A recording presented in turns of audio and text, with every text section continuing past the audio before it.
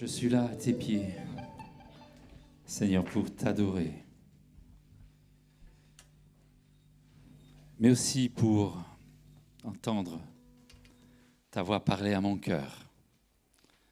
Si nous sommes réunis dans ce lieu, c'est parce que nous savons que dans la communion, dans ce rassemblement de frères et de sœurs, non seulement il y a une louange qui s'élève vers Dieu, mais il y a aussi une parole de Dieu qui descend dans nos cœurs.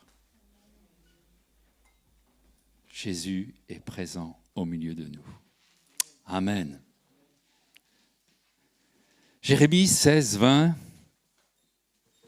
pose une question. L'homme peut-il se faire des dieux qui ne sont pas des dieux? Et bien sûr que nous répondrons oui.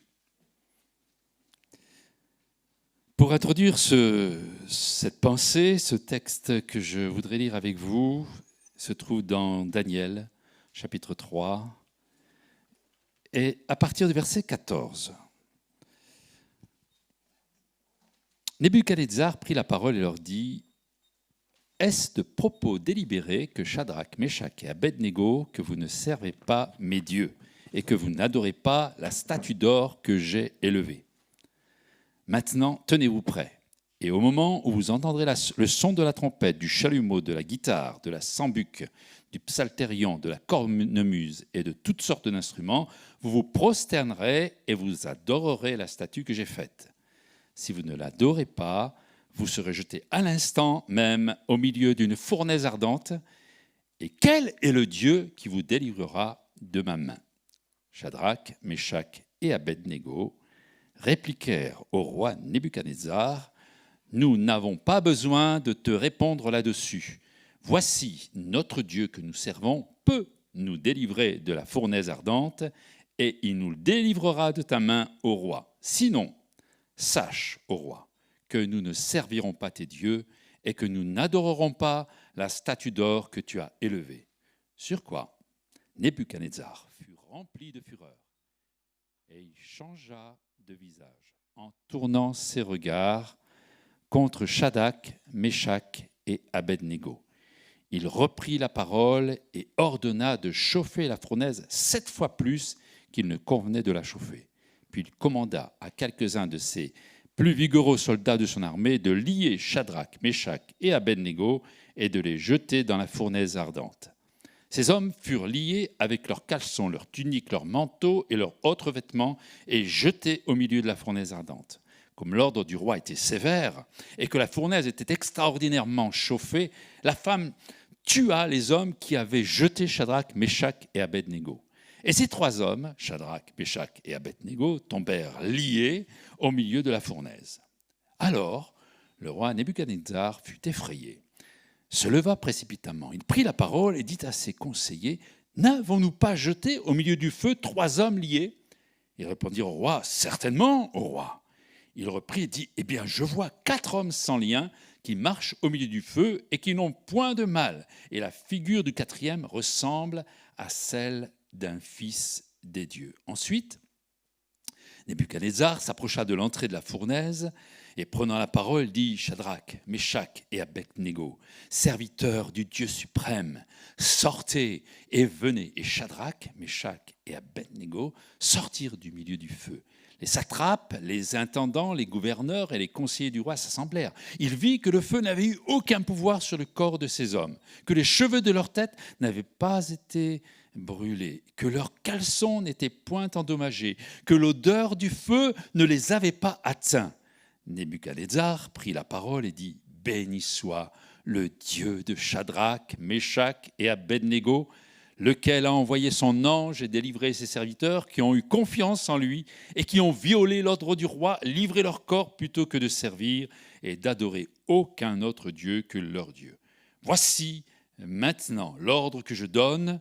Tout homme à quelque peuple, nation ou langue qu'il appartienne, qui parlera mal du Dieu de Shadrach, Meshach et Abednego sera mis en pièces et sa maison sera réduite en état d'immondice parce qu'il n'y a aucun autre Dieu qui puisse délivrer comme lui.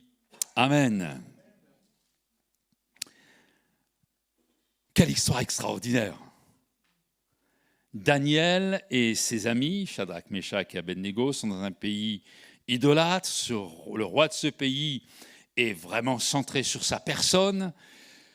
Daniel a eu l'occasion de donner au roi des signes que le vrai Dieu, c'était le Dieu qu'il servait. Et il essayait de détourner le roi de cette adoration de sa personne pour la tourner vers le Dieu véritable. Mais le roi Nebuchadnezzar a poursuivi dans son orgueil. Il s'est construit cette statue à son nom, et il demande à tout le monde, à tous les résidents du pays, d'adorer cette statue. Nous avons vu que 3 hommes, les amis de Daniel, font une grande résistance. C'est la caractéristique de Daniel et de ses amis, de résister à toute cette idolâtrie. Cela a pour effet de mettre le roi dans une colère innommable, et parce qu'ils ont défié le roi, ils vont être mis en spectacle devant tout le peuple, et ça devrait asseoir l'autorité du roi. Personne n'osera contredire le roi. Déjà, on en avait peur, mais là, c'est juste puissant. Et le spectacle va commencer. Le roi demande de mettre la puissance au maximum du feu, et que ces personnes ne peuvent vraiment jamais s'en sortir, et à tel point que le feu va consumer les personnes qui sont au bord du feu, qui jettent les amis de Daniel dans ce feu.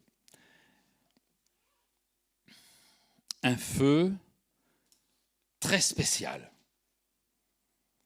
Après avoir médité, si vous vous souvenez, il y a quelques dimanches de chat, sur un feu qui ne consumait pas, qui ne se consumait pas, buisson ardent, ce matin, on a là un feu un peu particulier. C'est que ceux qui sont jetés au milieu du feu ne se consument pas, mais ceux qui sont au bord du feu se consument. Et il se passe quelque chose d'assez extraordinaire dans ce feu. Un 4e personnage apparaît. J'imagine la tête du roi qui se frotte les yeux, qui se dit « Attends, je ne suis pas en train de rêver ». Quelque chose de puissant. Et on comprend que dans ce témoignage, il y a un surnaturel extraordinaire. Le vrai Dieu protège ceux qui l'adorent. Alléluia. Le roi est impressionné et il va plier le genou devant ce vrai Dieu. Alléluia. Revenons sur quelques détails de ce témoignage de la présence de Dieu dans le feu. Et on pourrait dire la présence de Dieu dans le feu de l'épreuve. Les forces sont déséquilibrées. Le roi a tous les pouvoirs. Il est puissant. Il a droit de vie et de mort sur chaque personne de son empire. Et en particulier pour ces 3 pauvres bougres qui ont osé défier ce roi. Et ces 3 amis, on reprendra le texte tout à l'heure, mais ils n'ont pas la certitude absolue que Dieu va les sortir du feu, tellement c'est impossible. Ils disent dans le verset 17, « Voici, notre Dieu que nous servons peut délivrer de la fournaise ardente. » Il peut délivrer, mais le fera-t-il? En tout cas, ce qu'on est sûr, c'est qu'il nous délivrera de ta main, ô roi.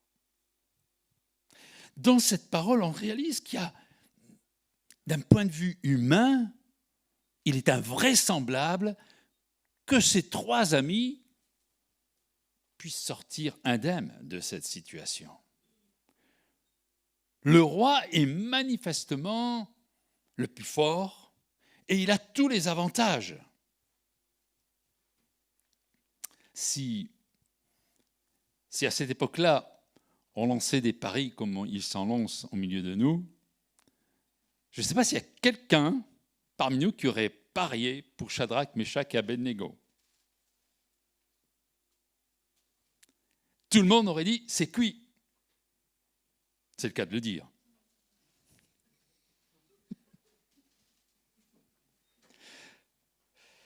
Joli jeu de mots. Le Dieu des trois amis de Daniel est capable de révéler et d'expliquer. Il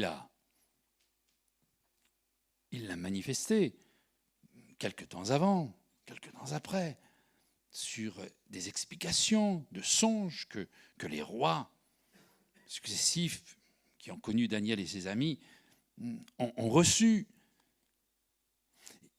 Ils savent, et ce Dieu véritable, ce Dieu vrai, est capable d'expliquer les songes d'un idolâtre. Mesurez un peu la situation. Nebuchadnezzar, il ne croit qu'en ses dieux. J'allais même dire qu'il croit qu'en lui-même. Il se fabrique une statue qui le représente. C'est lui l'autorité. C'est lui, quelque part, le Dieu. Et les songes qu'il reçoit, des hommes qui adorent le vrai Dieu, sont capables d'expliquer et même de raconter le songe que le roi avait oublié. On est d'accord qu'on est dans une situation vraiment très, très particulière. Ces trois amis savent que Dieu est là. Ces trois amis connaissent le Dieu qu'ils servent. Ils savent que ce Dieu, d'une manière ou d'une autre, même s'il ne leur révèle pas, ils savent que ce Dieu les délivrera de la main du roi. C'est-à-dire, tu fais comme tu veux. Mais moi, je sais, ô Dieu, que tu vas me sortir de ce feu de l'épreuve. Alléluia. Il est ce Dieu qui intervient parce qu'il est un Dieu de justice, parce qu'il est un Dieu de la victoire, parce qu'il est le Dieu qui pourvoit. Et ces trois amis vont aller jusqu'au bout. Ils choisissent d'adorer Dieu jusqu'au bout. Même si Dieu ne leur dévoile pas comment il va faire. Ces trois amis continuent d'adorer Dieu, et uniquement Dieu, en lui faisant totalement confiance sur la forme, sur la manière, sur le chemin qu'il tracera. Ils sont prêts à marcher avec Dieu les yeux fermés. Alléluia. Au cœur même du brasier. Alors que normalement, tout est fini. Le feu consume. Mais pas ces trois adorateurs. Au milieu du feu d'épreuve, ces hommes, ces adorateurs du Dieu vivant, ne sont pas touchés. Ça nous parle, hein? Ça nous parle à chacun lorsque on passe dans le feu de l'épreuve. Bien souvent, on se dit, oh, j'ai pris quelques coups.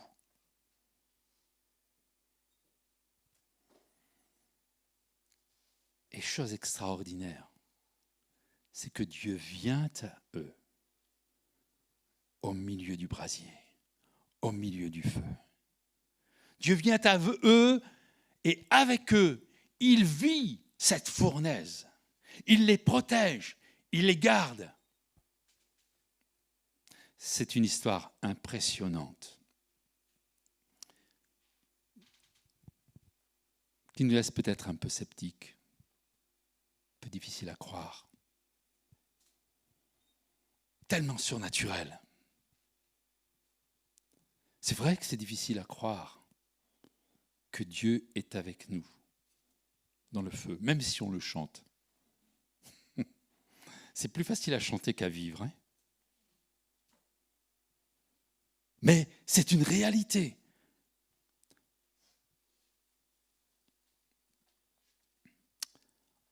Au-delà de ce côté miraculeux, au-delà de la dimension de l'accompagnement de Dieu au sein de l'épreuve, il y a une autre dimension que j'aimerais partager avec vous. Alléluia, Dieu est au milieu du feu avec ses enfants. Mais vous savez pourquoi Dieu est au milieu du feu avec ses enfants? Parce qu'il y a un combat déterminant entre le vrai Dieu et le faux Dieu. Entre le Dieu vivant et les idoles. Entre l'adoration du Dieu vivant et l'adoration des faux dieux, qu'on appelle l'idolâtrie. L'événement, qui a une dimension extraordinaire, démontre le combat entre les adorateurs en esprit et en vérité et les idolâtres et l'idolâtrie. Où les adorateurs en esprit et en vérité font figure de personnages sans puissance, pauvres, j'allais dire minables. On ne leur donnerait pas un copec à ces trois lascars, ridicules, parce que le feu est amené à les consumer. Et il n'y a pas de gloire au milieu du feu de l'épreuve. Même si Dieu est avec nous dans le feu.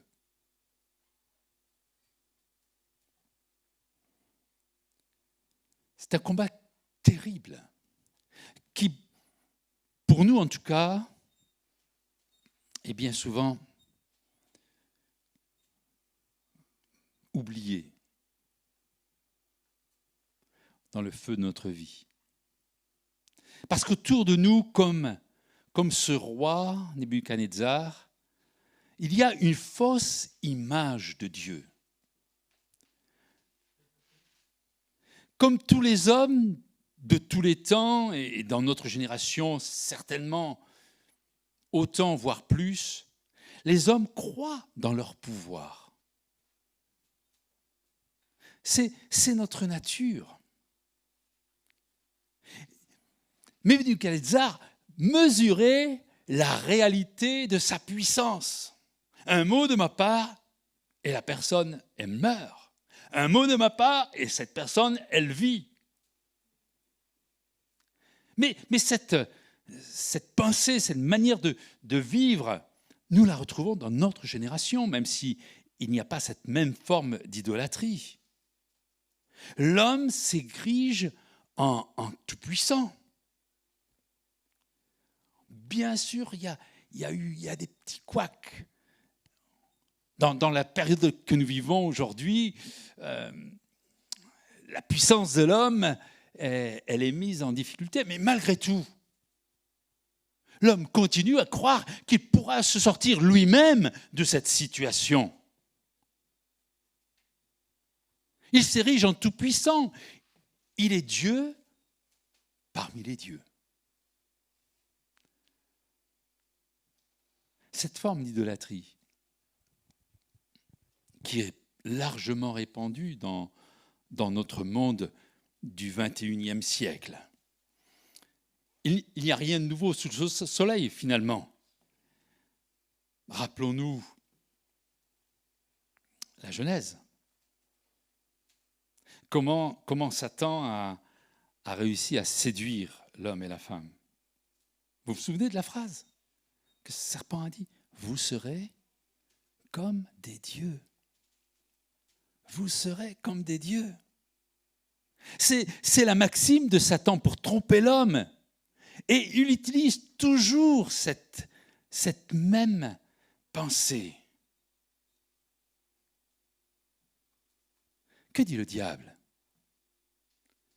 Vous serez le sujet d'adoration. Ce ne sera plus Dieu qui sera adoré, c'est vous.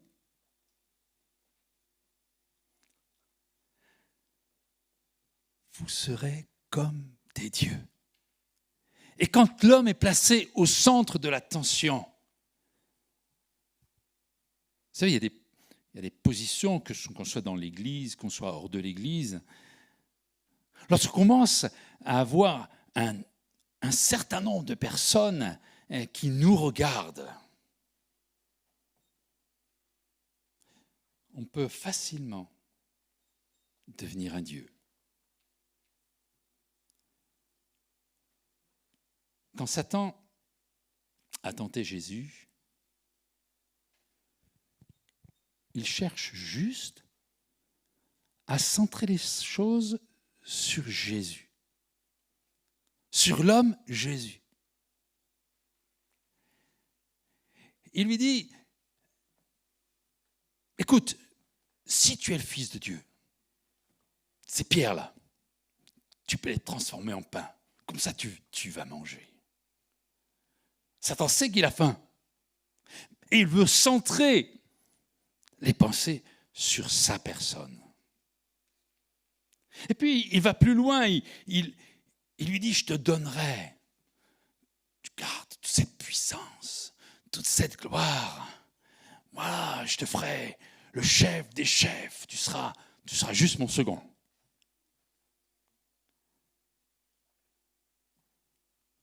Et puis il termine en lui disant, voilà, je te place là en haut, tu sais que tu peux te jeter de la montagne là. Les anges vont te récupérer. Centré sur soi. Satan sait que le point faible de l'homme, qu'il soit chrétien ou pas, le point faible de l'homme, c'est l'adoration de sa personne. Tu seras comme un Dieu. Reconnaissons-le qu'on aime bien quand on nous flatte. Même au cœur des religions, il y a l'adoration de l'homme. Même au cœur des religions qui se disent chrétiennes, il y a l'adoration de l'homme. La religion catholique, je ne vais pas vous faire un dessin ce matin, mais cette religion l'affiche d'une manière claire et scandaleuse, avec des prières à Marie, à des saints. Mais ne regardons pas sur les autres religions chrétiennes, regardons dans nos milieux évangéliques, où l'idolâtrie essaie de s'infiltrer, et parfois s'infiltre. Est-ce que c'est quelque chose, c'est un scoop? Non. L'apôtre Paul, dans l'Église primitive, rencontrait déjà, au milieu de l'Église, il rencontrait déjà cette Église qui était bouillonnante, qui était naissante, qui était remplie de l'Esprit, qui vivait un feu extraordinaire. Au milieu de cette Église, je ne prendrai qu'un seul texte dans l'Église de Colosse. L'apôtre Paul écrit au chapitre 3 et verset 5, « Faites donc mourir les membres qui sont sur la terre, l'impudicité, centrée sur soi, l'impureté, les passions, les mauvais désirs, la cupidité qui est une idolâtrie. » Alors je vous laisserai méditer sur tous ces termes. Je suis persuadé que nous n'en avons pas fini avec cette idolâtrie hédoniste. Vous savez, ce plaisir personnel.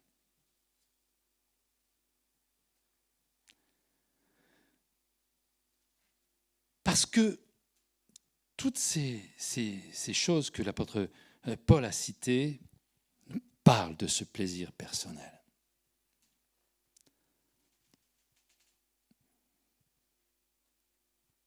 Avant même que ça prenne des proportions, il y a une petite graine qui s'installe. Vous savez, cette petite graine dit « et moi, et moi, et moi, et moi ». Oh, c'est anodin. Alors, je vais faire sourire les plus jeunes, mais il y avait une chanson d'un vieux chanteur qui s'appelait Antoine, qui parlait des milliards de personnes, et au milieu de ces milliards de personnes, et moi, et moi, et moi. Et c'est quelque chose qui me parle et qui montre combien nous sommes faciles à tomber dans l'idolâtrie. Et moi, et moi, et moi. Mesurez la subtilité de ce témoignage que j'ai entendu d'un pasteur qui était interviewé par une journaliste sur le développement des églises évangéliques. Sa réponse a été la suivante. Dans un monde individualiste, le message de l'Évangile répond parfaitement aux besoins. Parce que la foi est personnelle, le salut est personnel et la relation avec Dieu est personnelle. Je ne sais pas si vous êtes d'accord avec cette définition. La foi pour moi, le salut pour moi, la relation avec Dieu pour moi. Et moi, et moi, et moi. Bien que cette réponse n'est pas tout à fait fausse, parce qu'elle est juste incomplète. Elle donne en tout cas une définition erronée et fausse de l'Évangile. L'Évangile, peut-être que je vais choquer quelqu'un ce matin, l'Évangile n'est pas centré sur le salut individuel de l'homme. L'Évangile est centré sur l'amour de Dieu pour le monde, afin que quiconque croit en lui soit sauvé. Dieu a tant aimé le monde. Alors bien sûr que dans le monde, il y a toi et il y a moi. Mais l'amour de Dieu n'est pas pour une personne. L'amour de Dieu dépasse ma personne. Merci Seigneur. Parce que je peux vous dire ce matin, Dieu vous aime. Et même mieux, Dieu nous aime. L'Évangile est centré sur l'amour de Dieu pour le monde. Dans l'Apocalypse, le témoignage de l'œuvre de Jésus n'est pas centré sur l'individu sauvé, mais sur l'ensemble des sauvés. Si vous lisez dans Apocalypse 5, verset 9, il est écrit « Il chantait un cantique nouveau en disant « Tu es digne de prendre le livre, d'en ouvrir les sceaux, car tu as été immolé, et écoutez bien, tu as racheté pour Dieu par ton sang des hommes et des femmes de toute tribu, de toute langue, de tout peuple, de toute nation. Tu as fait d'eux, non pas des individus sauvés, mais tu as fait d'eux un royaume, des sacrificateurs pour notre Dieu, et ils régneront sur la terre. » La finalité, c'est pas moi. La finalité, c'est pas l'homme, mais le peuple que Jésus s'est acquis par sa mort à la croix et sa résurrection. C'est pourquoi Paul enseigne sur l'homme dans la communauté. Paul enseigne le chrétien dans au milieu de l'Église. Le centre, ce n'est pas l'homme. Le centre, c'est son peuple, c'est l'Église, c'est le corps de Christ, c'est la communauté d'hommes et de femmes régénérés par la puissance du Saint-Esprit pour accomplir ensemble l'œuvre merveilleuse de Jésus-Christ sur cette terre. Romains, chapitre 12, verset 5 dit « Ainsi, nous qui sommes plusieurs, nous formons un seul corps en Christ et nous sommes tous membres les uns des autres. » Vous êtes déjà arrêté sur cette petite phrase ? Nous sommes tous membres les uns des autres. Je ne sais pas comment vous avez vécu ce confinement. Ou comment vous vivez ce déconfinement qui traîne en longueur. Est-ce que pour vous, c'est une souffrance de ne pas pouvoir vivre cette pensée, nous sommes tous membres les uns des autres?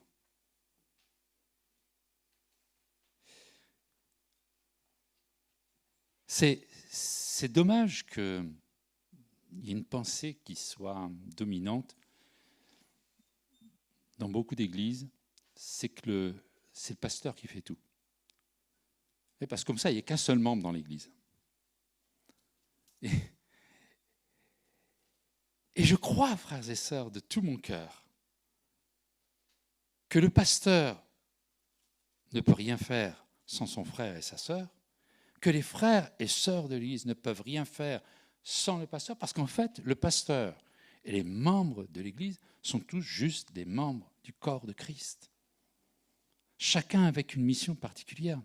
Mais j'aimerais te dire, mon frère, ma sœur, ce matin, que j'ai besoin de toi, et j'espère que tu dis aussi à Jean-Pierre, je ne parle pas du pasteur, j'ai besoin de toi. Tu es quelqu'un d'important dans le corps de Christ. Et vous imaginez une main qui dit « Ah ben moi, je vais me balader ailleurs ».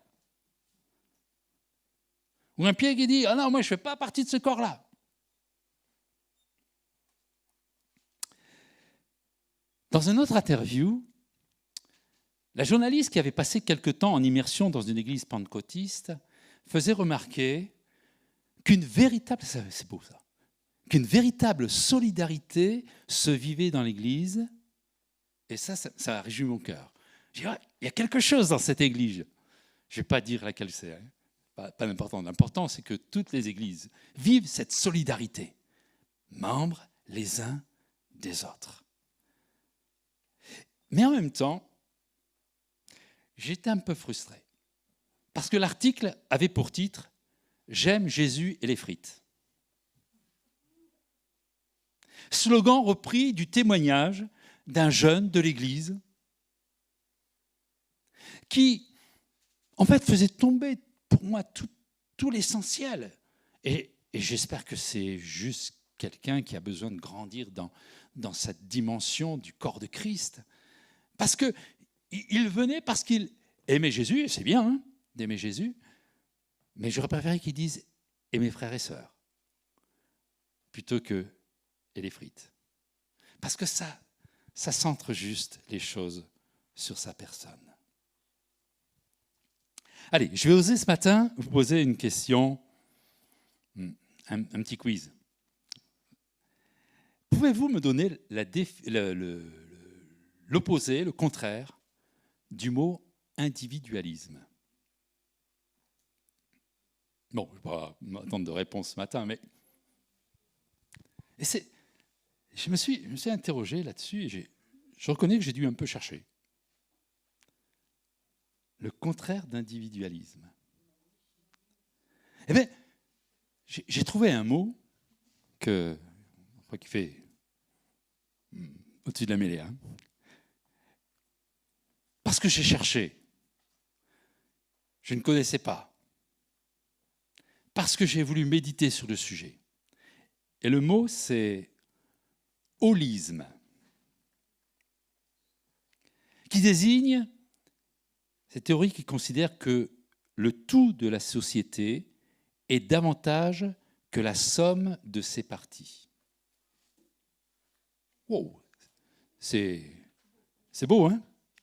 C'est en fait, vous ne sommes pas des personnes à côté des personnes.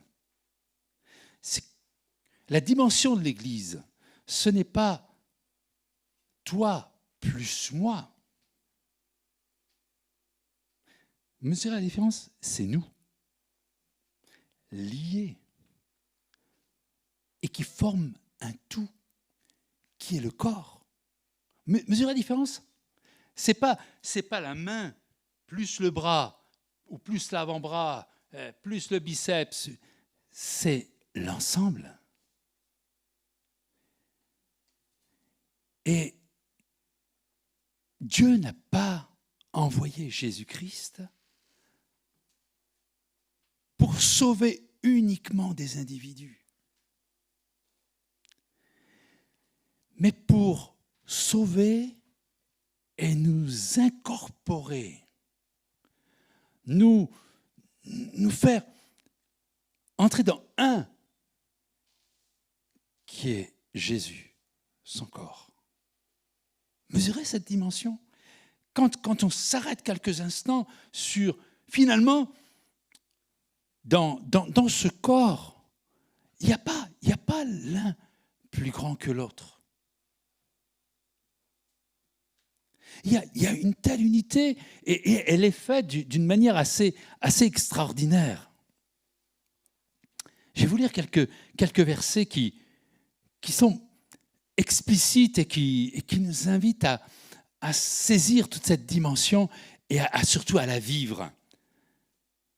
Ainsi, le corps n'est pas un seul membre. 1 Corinthiens 12, verset 14. Le corps n'est pas juste une main. Le corps n'est pas juste Jean-Pierre Stanicki. Le corps est formé de plusieurs membres. Au verset 19, si tous étaient un seul membre, où serait le corps? Verset 22, mais bien plutôt, les membres du corps qui paraissent être les plus faibles sont nécessaires, et ceux que nous estimons être les moins honorables du corps, nous les entourons d'un plus grand honneur. Ainsi, nos membres, les moins honnêtes, reçoivent le plus d'honneur, tandis que ceux qui sont honnêtes n'en ont pas besoin. Dieu a disposé le corps de manière à donner plus d'honneur à ceux qui en manquaient, afin qu'il n'y ait pas de division dans le corps. Afin qu'il n'y ait pas de frontière entre la main, le bras, afin que tout ça ce soit d'une homogénéité extraordinaire. Et si le petit doigt souffre, tous les membres souffrent avec lui. Et si un membre est honoré, et tous les membres se réjouissent avec lui. Parce que c'est inconcevable que dans un corps, et vous le savez comme moi, lorsque je me coupe au bout de mon doigt, j'ai mal jusque dans mes entrailles. Et quand je me coupe le bout de mon doigt et du plus petit doigt, mes yeux pleurent. Ma bouche crie « aïe !» Mon corps frissonne. Et quand la coupure est tellement forte, je m'évanouis. Ça, c'est le corps.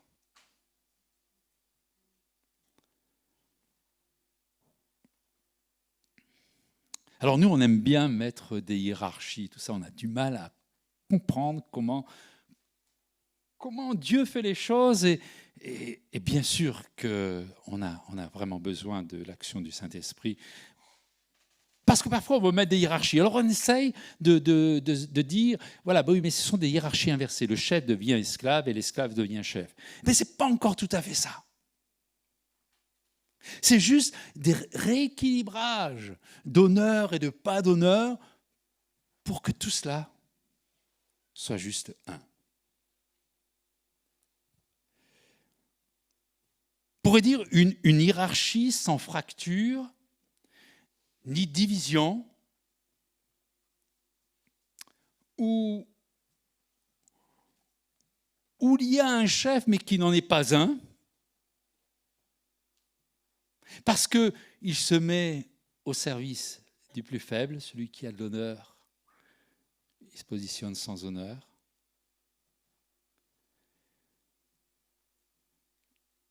« 2 Corinthiens chapitre 8, verset 9, dit « Car vous connaissez la grâce de notre Seigneur Jésus-Christ, qui pour vous s'est fait pauvre, de riche qu'il était, afin que dans sa pauvreté, vous fussiez enrichis. » Wow.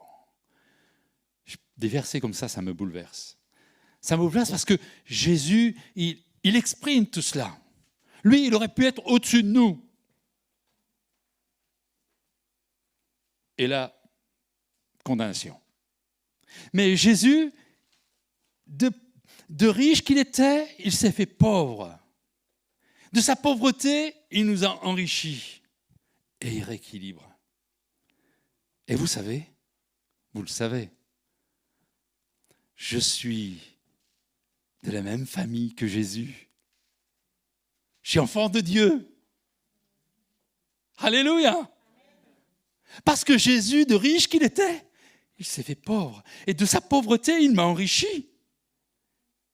C'est juste extraordinaire parce que lui et moi, nous pouvons former un. Et vous, avec moi, et nous pouvons former un. Alors, frères et sœurs, ce corps, cet ensemble d'un tout, l'apôtre Paul l'exprime d'une manière formidable. J'aime les écrits de l'apôtre Paul parce qu'ils sont explicites. Dans Éphésiens chapitre 2, verset 21, il dit « En lui, en Jésus, tout l'édifice, bien coordonné, s'élève pour être un temple saint dans le Seigneur. » Bien coordonné. Éphésiens 4, verset 16, « C'est de lui, grâce à tous les liens de son assistance, que tout le corps bien coordonné et formant un solide assemblage tire son accroissement selon la force qui convient à chacune de ses parties et s'édifie lui-même dans la charité. » Comme je disais, l'Église n'est pas une addition de membres. C'est un solide assemblage, un ensemble. Elle grandit par une bonne répartition des forces, de l'amour, de la charité, qui se livre, qui dispense aux autres, qui partage. Oh Seigneur, qu'est-ce que j'ai besoin d'apprendre?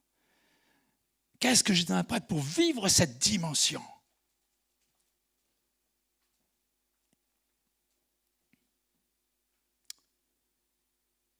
Je peux vous poser une question ce matin?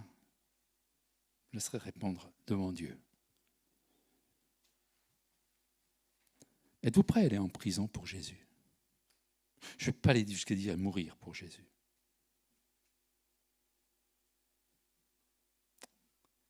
Ma deuxième question. Êtes-vous prêt à aller en prison à cause de vos frères et de vos sœurs? Vous savez que la dimension est différente. Je sais que ce sont des questions difficiles parce que nous vivons dans un pays où nous avons de grandes libertés. Et j'aime bien lire les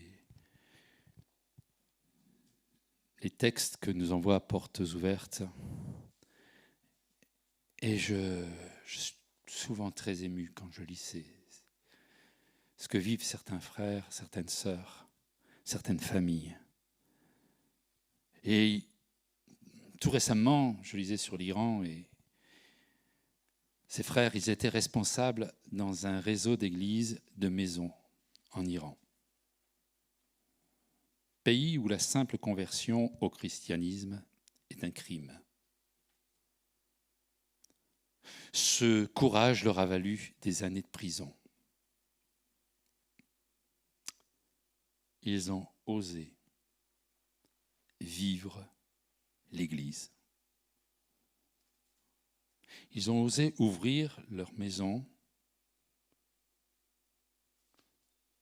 alors que rien que le fait de parler de Jésus, ça les emmenait vers une situation catastrophique.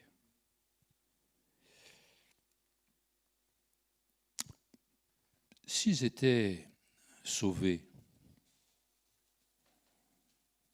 et qu'ils vivaient leur foi tranquille dans leur petit coin, il ne leur serait rien arrivé. Ils ne seraient pas allés en prison. Mais ils avaient saisi cette dimension de l'Église et ils avaient ouvert leur maison. Ils avaient décidé de proclamer leur foi en Jésus-Christ et de partager avec des frères et des sœurs, membres du corps de Christ, parce que c'est cela l'Évangile. Et parce qu'ils voulaient vivre cet Évangile-là, on les condamnait à mort. La foi réduite au cercle privé. Aujourd'hui, je vais peut-être vous choquer encore une fois. C'est une vraie stratégie diabolique. Le diable, ça ne dérange pas que vous soyez croyant, pourvu que vous le taisiez. Pourvu que vous ne dites pas à l'autre que Jésus les aime. Le jour où vous commencerez à dire à l'autre « Jésus t'aime », commencera le début de vos problèmes. Alors merci Seigneur, en France, la simple conversion au christianisme n'est pas vue à ce jour comme un crime.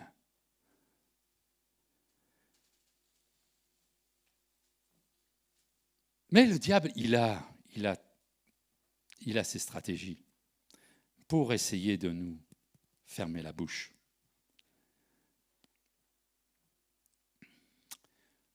J'entendais un jour, des personnes sont venues de l'extérieur, je ne sais pas d'où elles venaient, et elles proclament un évangile qui dit qu'il faut faire son église dans sa maison, juste en famille, parce qu'en fait, tous les pasteurs sont des corrompus et que l'église, elle n'est pas parfaite, et donc il y a plein de défauts, tandis que quand on fait sa réunion de chez soi, c'est juste là ce qui est bon. En fait, on s'enferme dans des clubs privés. C'est une stratégie extraordinaire de l'adversaire. Parce que si effectivement, la famille, c'est important, et qu'il faut qu'il y ait au moins dans nos foyers le principe même de l'Église, mais le foyer, ça ne suffit pas. L'Église que Jésus bâtit, c'est pas ton foyer, c'est pas mon foyer. L'Église de Jésus-Christ, elle va bien plus loin. Alors on va dire oui, alors c'est pas mon foyer, c'est l'Église. Oui, mais l'Église Vernon, c'est pas la dimension de l'Église de Christ. Ça va bien plus loin. Et l'Église Vernon, elle doit s'associer à d'autres églises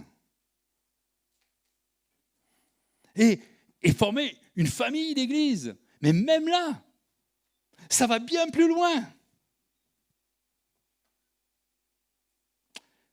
Et c'est des familles d'églises qui s'associent à d'autres familles, nationalement. Mais ce n'est pas encore suffisant. L'Église, elle est internationale. Et il y a des liens entre les églises des mondes entiers pour proclamer l'Évangile et vivre ensemble une communion. J'aurai l'occasion de revenir sur cette communion. Mes frères et sœurs, ça commence par le b.a.-ba, c'est-à-dire par la base. Ça commence par mon foyer. Ensuite, c'est mon église locale. Si je vis l'église locale et que dans mon foyer, il n'y a pas ce travail, alors je ne dis pas que le foyer doit être parfait, hein. L'église n'est pas déjà parfaite, mais il y a ce principe de la communion, ce principe de ce corps. Alors quand tout le foyer est chrétien, ça devrait être plus facile quand le foyer est partagé, mais ça n'empêche pas qu'on peut mettre en œuvre, en tout cas que l'enfant de Dieu mette en œuvre les principes bibliques de relation, de vie ensemble, pour qu'ensuite, dans l'Église, on puisse encore continuer ce travail et s'associer et s'unir et former un bloc, une communauté, un ensemble bien coordonné.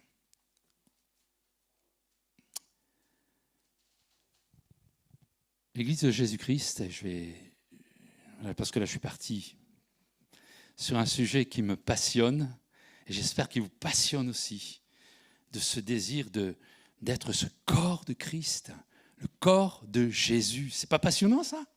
C'est juste bouleversant. L'Église de Jésus-Christ, ce sont des hommes et des femmes qui donnent leur vie,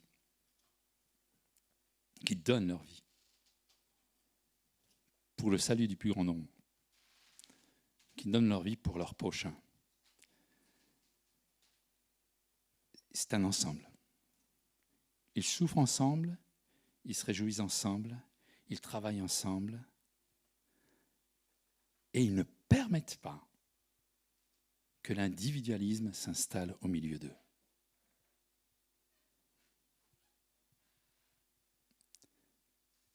Quel est le fruit de ma motivation pour Jésus? Qu'est-ce que j'ai à cœur de faire et pourquoi je veux le faire?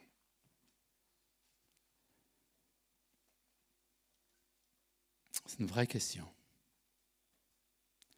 S'il y a un peu d'individualisme chez nous, alors il y aura des fractures, il y aura des divisions.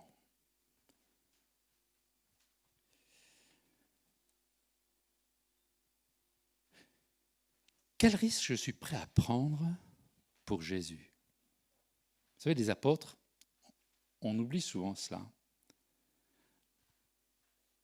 Mais la vie des apôtres, elle était bourrée de risques. Quand vous regardez la fin de leur vie, vous dites, je ne sais pas si je me serais engagé à ce point-là. Morts sur des croix, mis à l'envers, tête coupée, frappée. Je suis persuadé qu'un pouillème d'individualisme chez les disciples de Jésus, les apôtres, ils ne seraient pas allés évangéliser. Et moi, et moi, et moi. Aujourd'hui, en France, il n'y a pas trop de risques. On peut parler de Jésus sans problème. On peut vivre l'Église sans problème. On peut former un corps sans problème. Il n'y a pas de risque que Nebuchadnezzar nous jette dans une fournaise.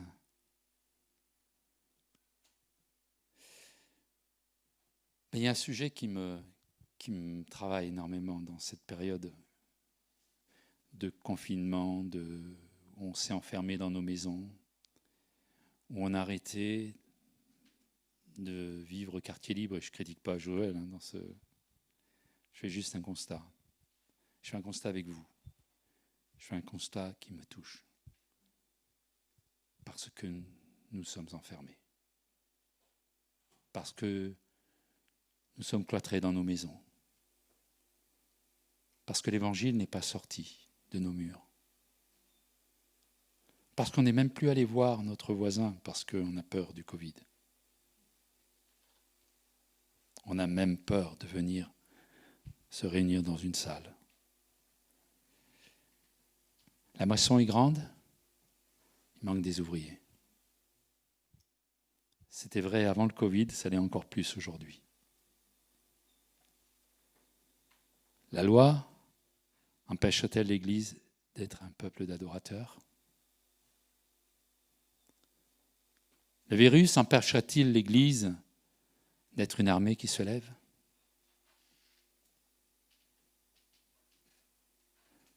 Notre président a qualifié cette période de guerre. Vous vous souvenez de ça?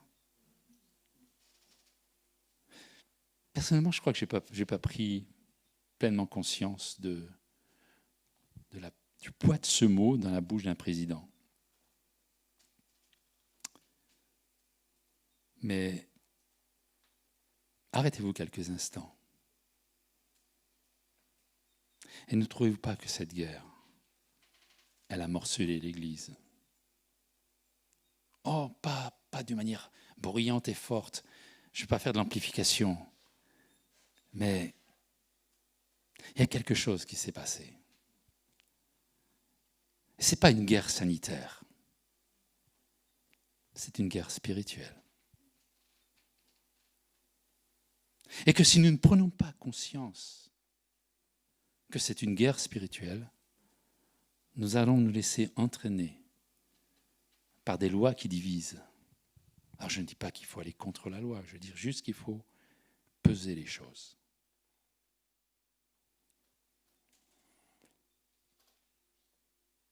Je crois que si aujourd'hui l'Église ne se reconstruit pas,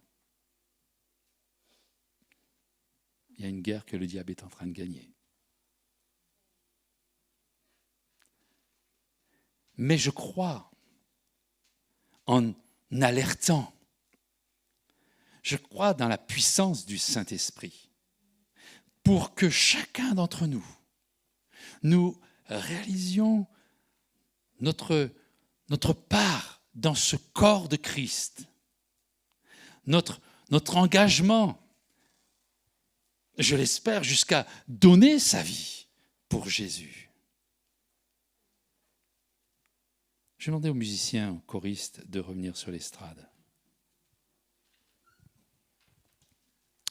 Et si de cette guerre, une grande victoire était remportée?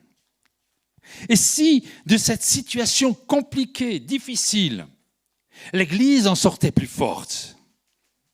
Et si, là où le diable voulait semer la division, la séparation, le cloisonnement, l'esprit individualiste, vivre l'Église pour soi, chez soi, qu'aujourd'hui,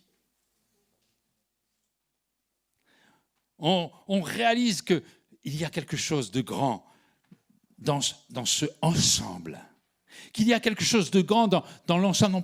Je ne parle pas simplement de l'église de Vernon. Et si je me cantonnais, et si je voulais juste parler de l'église, je me tromperais moi-même. Mais que nous ayons ensemble cette vision du corps de Christ dans ce monde où Dieu agit pour sauver le plus grand nombre, et que nous saisissions cette portière pour dire, mais on a besoin de renforcer, de travailler à notre un en Christ.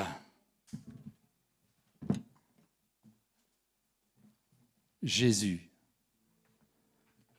s'est acquis par son sacrifice à la croix un peuple d'adorateurs, un peuple de sacrificateurs pour Dieu, son Père. Seigneur, suis-je prêt à t'adorer, même au milieu de la fournaise? Suis-je prêt, Seigneur, à te suivre? Parce que si je te suis, ce n'est pas un homme qui te suivra, ce sera ton peuple auquel je fais partie, auquel je veux vraiment m'intégrer. Jésus veut faire de nous une armée qui se lève. Des disciples actifs dans son champ.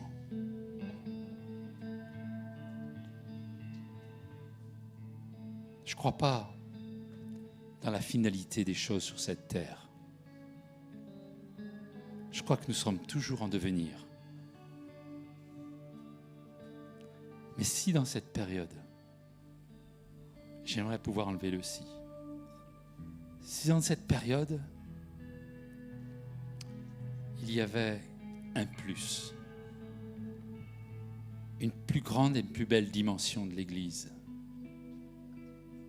Parce que chacun d'entre nous, nous prenons conscience de l'importance de notre frère, de notre sœur, de cette vie ensemble, de ce travail ensemble,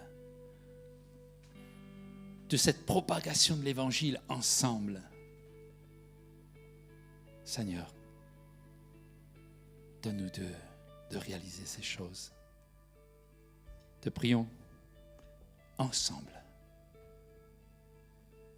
Seigneur, même si ce matin j'ai le micro dans les mains, dans mon cœur, je désire que ce soit une prière communautaire.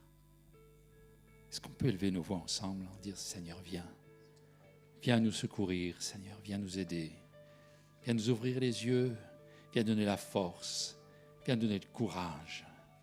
Viens donner, Seigneur, cette énergie.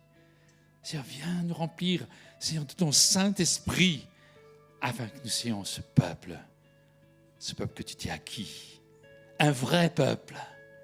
Seigneur, ce peuple que tu aimes, ce peuple pour qui tu as donné ta vie, ce peuple qui se lève ensemble.